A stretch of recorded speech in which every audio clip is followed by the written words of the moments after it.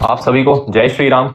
आज हम बात करेंगे, मैं बात करने वाला हूं कि हमारे चैनल का जनरल क्या है, मतलब नीच क्या है, किस टाइप का वीडियोस हमारे चैनल पे आएगा। ये बहुत लोग को क्लैरिटी शायद नहीं होगी, तो मैं एक क्लैरिटी रखना चाहता हूं कि मेरा चैनल किस वीडियोस के लिए बना हुआ है या किस टाइप के वीडियोस मेरे चैनल्स पे आएंगे।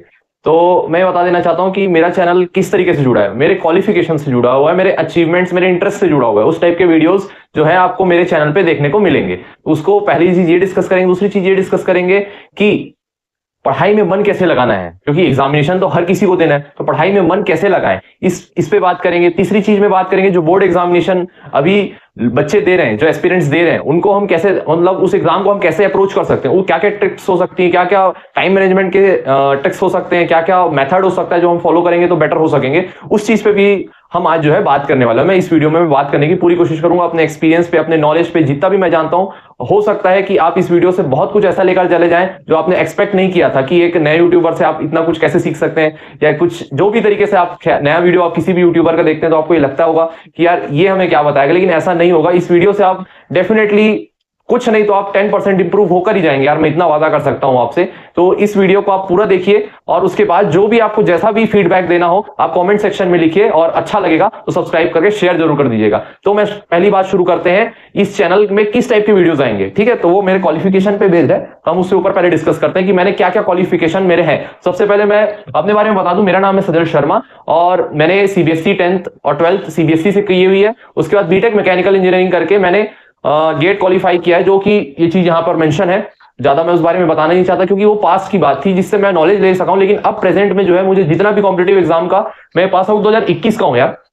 तो पिछले 5 साल से जो है मैं खुद भी कॉम्पिटेटिव एग्जामिनेशन के लगा हुआ था, लेकिन अब तक कोई सक्सेस नहीं मिल पाई। तो जितना भी मेरे पास नॉलेज था, फर्क ये नहीं पड़ता कि मैं कितने एग्जाम्स में कितने नंबर से रह गया, या कितने एग्जाम मेरे एग्जाम निकल गया, लेकिन इंटरव्यू में जाके किसी ना किसी ऑकवर्ड बातों में इंटरव्यूअर ने, कोई प्राइवेट कंपनी, अच्छी अच्छी प्राइवेट कंपनी ने मुझे एक्सेप्ट ही नहीं किया। ये सारी चीजें जो भी थी, हम किसी और वीडियो पे हम डिस्कस कर लेंगे सारी बातों को। लेकिन एट प्रेजेंट मैं बताना चाहता हूं कि जो भी मेरे पास नॉलेज है, जो मैंने 11th 12th 9th 10th में पढ़ाई की हुई, थोड़ी बहुत पढ़ाई की है, जो जीवन को सीखा है, उतारा है पढ़ाइयों आपके बीच में रहकर, जिस तरीके से आपके पास भी अभी करंट में सिचुएशन होगी, इसी टाइप की तैयारी मैंने भी की थी अपने समय में, उस चीज को मैं शेयर कर सकूं। और दूसरी बात यह भी है कि उसके बाद जो कॉम्पिटेटिव एग्जामिनेशन का जर्नी मैंने देखा है, जो अप्स एंड डाउन्स मैंने देखे हैं, और उसके बाद जो आसपास का वातावरण है, उस चीज को हम कैसे हैंडल कर सकते हैं अपने स्ट्रेसफुल स्टडी सेशन के साथ में, ये चीज मायने रखती है। मायने ये नहीं रखता कि आपका रिजल्ट आया कि नहीं, मायने ये रखता है कि आपने 5 साल में सीखा कितना और डिलीवर कितना किया, अप्लाई कितना किया, क्या आपकी ग्रोथ हुई है as a person, as a individual. वो चीज देखनी बहुत इंपॉर्टेंट होती है। तो वो चीज आप जरूर अपने अंदर डेवलप कीजिए, उसके बाद जब आप फ्लरिश कर सकते हैं अपने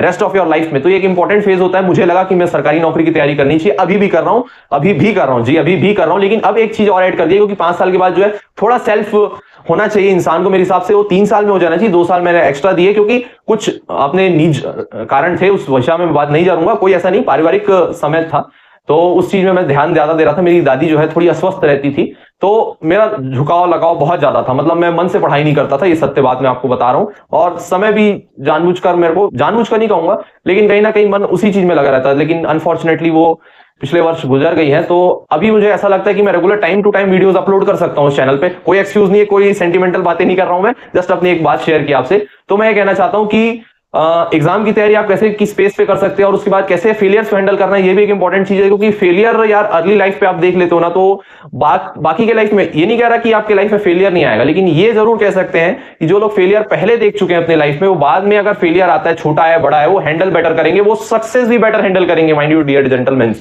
लेडीज एंड जेंटलमैन, यही बोला जाता है, तो वही बता रहा हूं, वो सक्सेस को भी बेटर हैंडल कर पाएंगे। ना सिर्फ फेलियर को, बल्कि उस सक्सेस को भी बेटर हैंडल कर पाएंगे, जो early stage of their life failure को देख चुके होते हैं, छोटी छोटी बात पे बड़ी बड़ी बातें और बड़ा बड़ा सब चीज सुन चुके होते हैं, वो ना बेटर चीजों को आगे हैंडल कर सकते हैं। इसकी प्रोबेबिलिटी जो वर्ड होता है ना, जो हम सीखते हैं, वो ज्यादा होती है। ठीक है, अब बात करेंगे लास्ट में कि बोर्ड एग्जाम जिसके चल रहे हैं, वो अभी वर्ल्ड कप भी चल रहा है, क्या कमाल की बैटिंग हो रही है इंडिया की तरफ से, लेकिन उतनी ही खराब बॉलिंग भी हो रही है मेरे हिसाब से। सिर्फ 5 बॉलर से खेल रहे हैं। तो अब देखो कैसे लिंक हुआ, एक एजुकेशन वाली बात हो गई, दूसरा मेरा जो कॉम्पिटेटिव एग्जाम का जर्नी था उस पर स्ट्रेटजी की बात हो गई, बोर्ड एग्जाम की स्ट्रेटजी की बात हो गई, लाइफ लेसन की बात हो गई, और क्रिकेट की बात मैं क्यों लगाया, क्योंकि क्रिकेट मेरा इंटरेस्ट शुरू से ही रहा है। 9 साल की उम्र से मैं जो है क्रिकेट खेलना शुरू कर चुका था। उसके बाद से जो है मैं नेशनल लेवल तक में रिप्रेजेंट किया हूं। मैं 1 मिनट देख लेता हूं वीडियो ऑन है कि नहीं, कोई फ्लैश अचानक से ऑफ हो चुका है, प्लीज 2 मिनट दीजिए मुझे।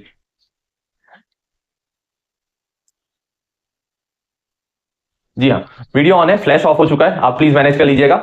तो मैं ये कहना चाह रहा था कि क्रिकेट में इंटरेस्ट, क्रिकेट पे वीडियोस क्यों आए, या अभी तक इस चैनल पे क्रिकेट के भी वीडियोस क्या कर रहे हैं। क्रिकेट की वीडियोस इसलिए कर रहे हैं क्योंकि मैं 3 टाइम्स नेशनल प्लेयर हूं। आपको थोड़ा मेंशन कर देता हूं, SGFI स्कूल गेम्स वाला जो एक क्लस्टर होता है उस पर मैं जो है अंडर 14 में, अंडर 17 में और अंडर 19 में 3 बार नेशनल लेवल तक अपने स्टेट को रिप्रेजेंट किया हूं, है ना। तो उसके कारण जो है मेरा क्रिकेट में इंटरेस्ट शुरू से रहा है और आज तक मैं क्रिकेट फॉलो करता हूं। और आप भी समझते होंगे इस बात को यार, जो फॉलो करता है वो ज्यादा बारीकी से देख पाता है। तो एज एक्सपर्ट एनालिसिस नहीं, एज फैन पर्सपेक्टिव जो है मैं वीडियोस को वो अपलोड करता हूं। बस वही एक मेरा मंतव्य रहता है कि आप तक एक फैन की बात सामने वाला कह दे जो इंटरेस्ट सेम आपका जैसे रखता हो इंडियन क्रिकेट पे, इसलिए मैं वीडियोस बना लेता हूं। और सबसे बड़ा रीजन ये भी है कि अगर यूट्यूब में मैं अपनी राय और शेयर करूंगा, नॉलेज शेयर करूंगा, तो सेल्फ सेटिस्फैक्शन तो होती है, लेकिन एक सोर्स ऑफ इनकम जनरेट का भी एक चांस बनता है। ये भी एक बहुत बड़ा रीजन है मेरा यूट्यूब पे आने का। लेकिन अगर वो नहीं भी रहता ना तो भी मैं वीडियोस बनाया करता जब भी मुझे टाइम मिलता है। तो जैसे कि मैं प्रीवियस वीडियोस में भी कहा है कि मुझे टाइम जब भी सही तरीके से मिलता है, अगर आधे घंटे भी मिलता है तो आप देख लीजिए मेरे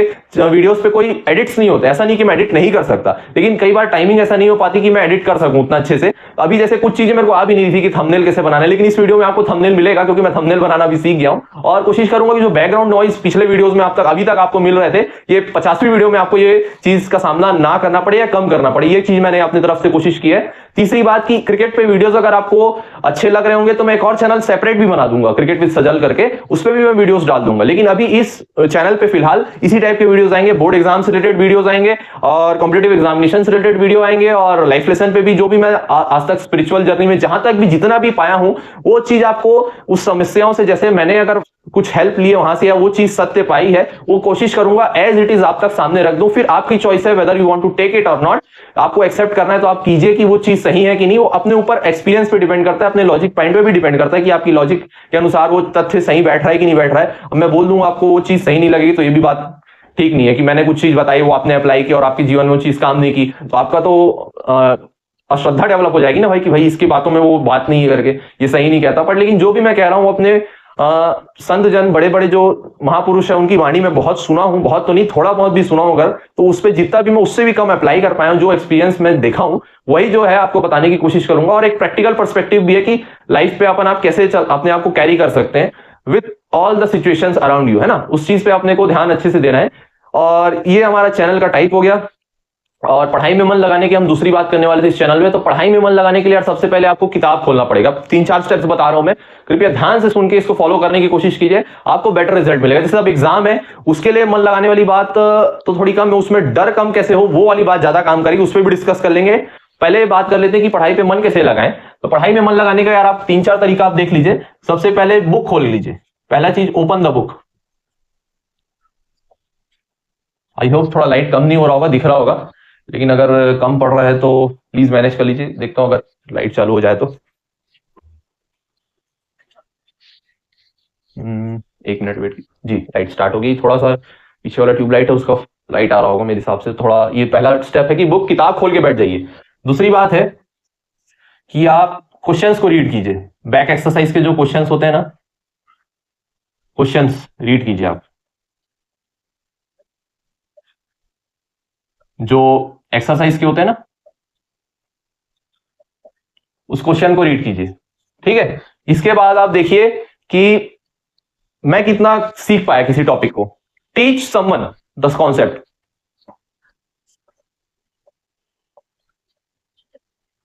और आप बोलोगे कि कोई किसी को मैं पढ़ाने के लिए नहीं हूं, तो आप सेल्फ टीच कीजिए, अपने आप में उस टॉपिक को एक्सप्लेन करने की कोशिश कीजिए। इस स्वयं को कैसे समझाएं, जैसे कि किताब बंद कर लीजिए और सोचिए कि अब मुझे ये टॉपिक मुझे अपने आप को समझाना है, तो मैं कहां से स्टार्ट करूंगा, कहां पे एंड करूंगा, क्या क्या उस टॉपिक में कॉन्सेप्ट में की फैक्टर थे, टर्मिनोलॉजी थी और क्या क्या स्पेशल कंडीशंस थे, वो सारी चीज मेंशन कर रहा हूं कि नहीं। कोशिश कीजिए, लिख लीजिए, टाइम नहीं है तो एक बार क्विक रिकॉल करके देखिए अपने अंदर कि क्या वो चीज में पूरे तरीके से पहले टाइम में अगर 10% भी आप एक्सप्लेन कर रहे हैं, अगर आप फर्स्ट टाइम में 10% भी कर रहे हो और आप इसके लिए 10 मिनट ले रहे हो, तो आपको वो चीज बहुत अच्छे से समझ आ चुकी, कम से कम 10% आपको बहुत अच्छे से समझ आ गया। फिर तीसरी बार करोगे 30% हो ही जाएगा, आप ना करोगे तो भी हो जाएगा और ये 8 मिनट में हो जाएगा। पहले बार में 10 लगा, ये तीसरी बार में नहीं में 60% हो जाएगा और इसमें सिर्फ 6 मिनट का टाइम लगे।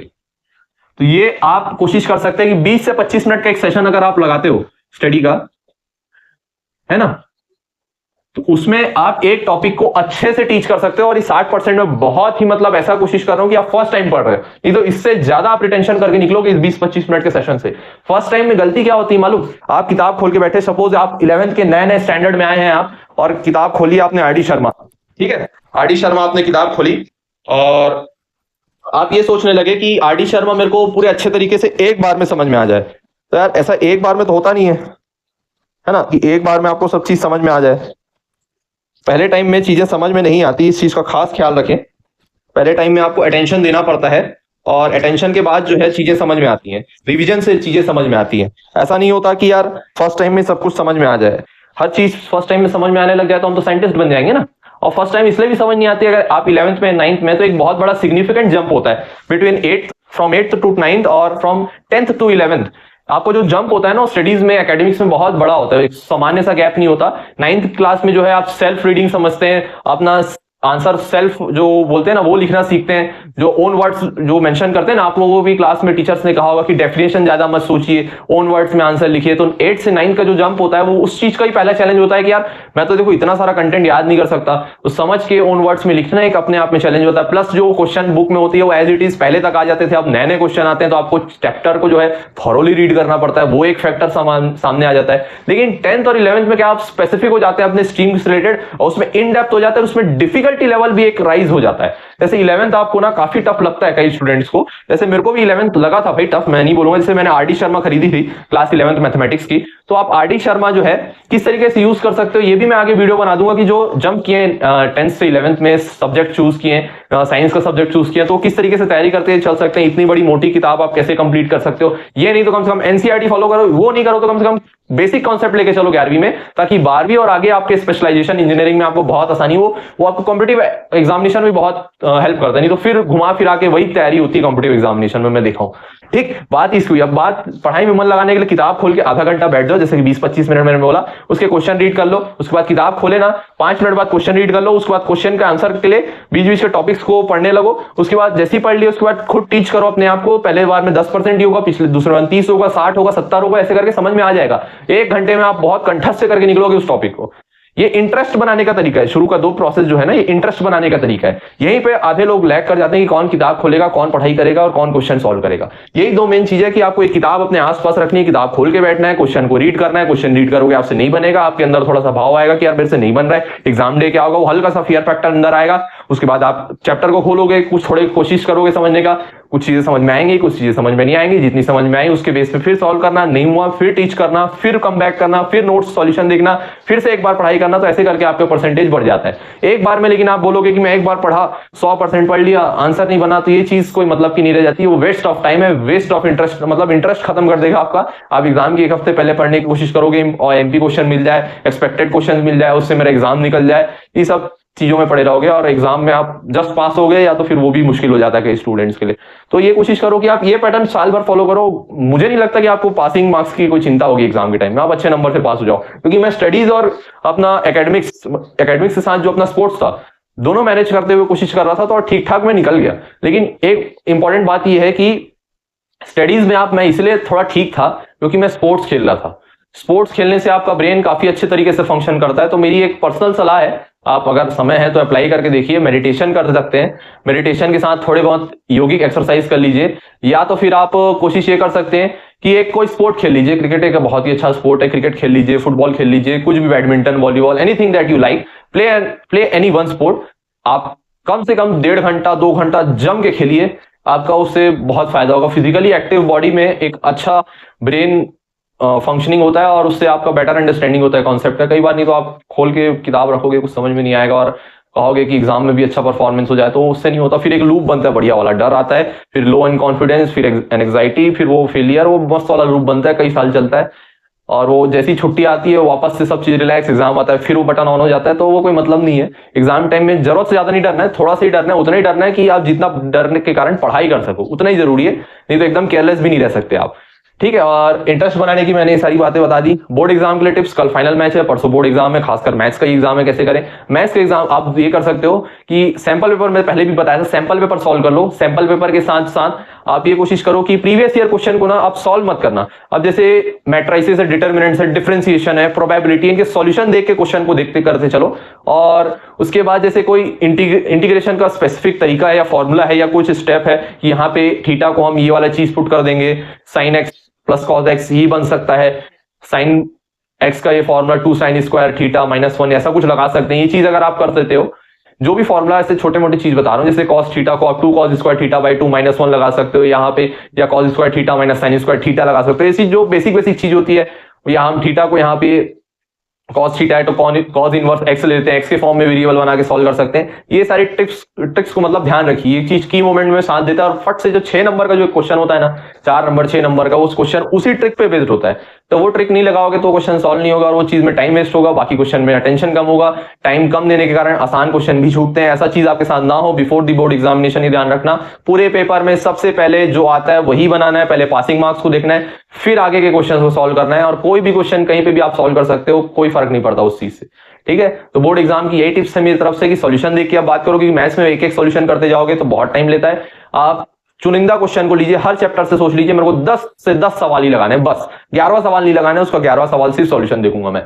तो अगर 15 चैप्टर है तो कितने होंगे, 15 150 क्वेश्चन, 150 क्वेश्चन आराम से डुएबल है, बिल्कुल डुएबल है। आप आज 100 क्वेश्चन कर सकते हो, सिर्फ 100 क्वेश्चन सॉल्व करके मतलब देखोगे तो कई बार टाइम लग भी सकता है, क्योंकि 3 घंटे में आप 30 सवाल ही करते हो। ऐसे में बोलोगे कि सर मेरे को 15 घंटे लग सकते हैं और 2 दिन में 15 घंटे लगाए तो सिर्फ बहुत ज्यादा हो सकता है, तो आप कम कर लीजिए इस चीज को। आप ऐसा कर लीजिए 5 क्वेश्चन कर लीजिए, 7 क्वेश्चन कर लीजिए और थोड़ा जल्दी सॉल्व, और उन्हीं क्वेश्चन को सॉल्व करना जो नहीं बन रहे या जिसका सॉल्यूशन थोड़ा ध्यान नहीं आ रहा है। जिसका सॉल्यूशन थोड़ा भी ध्यान में आ रहा है, जहां तक ध्यान आ रहा है वहां तक देखिए सॉल्यूशन, फिर आगे बढ़ लीजिए कैसा सॉल्व हुआ है, इस तरीके से कर लीजिए। और कल एक सैंपल पेपर जरूर लगाना आप, इससे आपकी बोर्ड एग्जामिनेशन, मैथ्स तो 7 बजे, मैं ये तरीका बता रहा हूँ कि मैथ्स और मैथ्स दोनों एग्जाम में आपको अच्छा करना है। ठीक है, ऐसे दूसरा एग्जाम आपका नहीं है, लेकिन फिर भी हम सपोर्टर्स ऐसे ही फील करते हैं कि हम वहां खेल रहे हैं, तो आपको दोनों ही अगर चीजें अच्छी करनी है। और एक टाइम कर सकते हो कि इंडिया की बॉलिंग, आप अगर बैट्समैनशिप देखना चाहते हो या चेस फैक्टर जो लास्ट फाइनल हाफ है उसको देख लो, आप वैसा कर लो, वो 2 घंटा दे लो बस, बाकी का एक इनिंग का टाइम बच जाएगा आपका।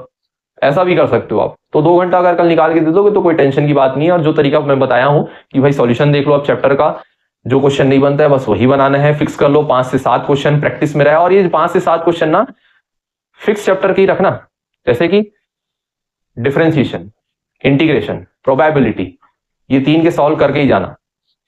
सॉल्यूशन ज्यादा देख सकते हो आप रिलेशन फंक्शन के, ठीक है, मैट्रिसेस डिटरमिनेंट्स के भी आधे देख लेना, आगे आधे करके चले जाना। एप्लीकेशन जो आप डेरिवेटिव का उसका करके जाना, उसको सॉल्यूशन करके जाना, सॉल्व करके जाना। फिर सैंपल पेपर एक जरूर सॉल्व करना है आपको, तो इससे जो ओवरऑल जो है ना आपका एक अच्छी तैयारी मानी जाती है और आप अच्छे से पास कर लेंगे। चिंता मत करना, टेंशन मत लेना, जितनी तैयारी हुई है उसको रिवाइज करके एक सैंपल पेपर सॉल्व करके सॉल्यूशन देख के जाना, चैप्टर वाइज चैप्टर। कई बार क्वेश्चन एग्जैक्ट नहीं फंसते तो सेम टाइप के क्वेश्चन आते हैं, उससे बहुत हेल्प होता है भाई एग्जाम हॉल में। आप चिंता मत करना, एग्जाम आपका अच्छा ही जाएगा। ठीक है, तो ये अगर आपको वीडियो पसंद आ रहा होगा, इस टाइप की कवरेज आपको पसंद आ रही होगी, क्योंकि एकदम रॉ कवरेज बोल सकते हैं भाई, इसमें मेरे को कोई टेंशन नहीं रहता कि यार लाइट ऑफ हो गया, लाइट ऑन करना है, या माइक निकल रहा है, या मेरे हाथ में किताब है कैसे ऑकवर्ड लग रहा है, या यहाँ लिख रहा हूँ बोर्ड में। तो इतना मैं चिंता करके वीडियो नहीं बना रहा हूँ, क्योंकि मेरे को पता है बहुत ज्यादा लोग देखने नहीं वालते, लेकिन मैं उससे डिसहार्टेंड नहीं होता। मैं ये कोशिश करता हूँ कि जो भी मेरे पास एबिलिटी है यार, मैं उसमें अपना बेस्ट पुटअप कर दूं, and the rest is not in my hands. ये सबसे बड़ी चीज है कि बाकी सारी चीजें जो है हमारे हाथ में नहीं है, बाकी सारी चीजें हैं जो है भगवान के हाथ में है। उस चीज को आप हमेशा भरोसा लेके चलिए, क्योंकि भगवान की कृपा से के बिना ना कुछ होता नहीं है। ये सच्चाई वाली बात है, इस चीज को आपको ध्यान रखना चाहिए हमेशा कि भगवान की कृपा से ही आप प्रयास कर रहे हैं और उनकी वास्तविक कृपा से वो फल मिल रहा है आपको, नहीं तो आपके लिए वो चीज ठीक नहीं थी, ये मान के आगे चल लेना। और इसी तरीके से आप जीवन कर चलोगे और अच्छे से रहोगे और प्रार्थना करोगे तो वो भगवान आपको चीज दे ही देते हैं। जिस भी भगवान में आपका फेथ हो, सभी तत्व रूप में तो एक ही हैं।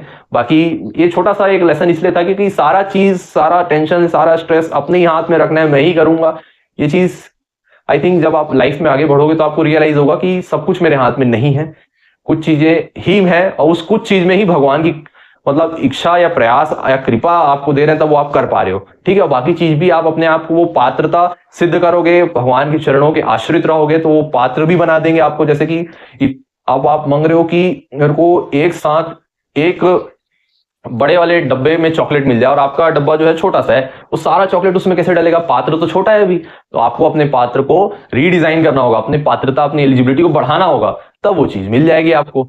ठीक है, वो कैसे मिलेगी? आपको अपना भगवान से कहना है कि हे भगवान, मैं अच्छे से प्रयास कर सकूं आपकी कृपा से, और अब मेरी पात्रता आप बना दीजिए, आपके चरणों में आश्रित हूं, और मुझे ये मेरी प्रार्थना है। जब वो सही सहयोग और योग बैठेगा पूरा, वो आपको चीज मिल जाएगी। तो ये इस चीज से आप ये भी आप रिलैक्स हो सकते हो कि सब कुछ जो है मेरे हाथ में नहीं है, इनफैक्ट हमारे हाथ में कुछ है ही नहीं। ये बात अगर आप समझ पाओगे तो बेहतर रहेगा। बस आपके हाथ में प्रयास करना है, उसको अच्छे से प्रयास करना है, और उस प्रयास में भी ये कोशिश करना है कि मैं अपना बेस्ट दे सकूं।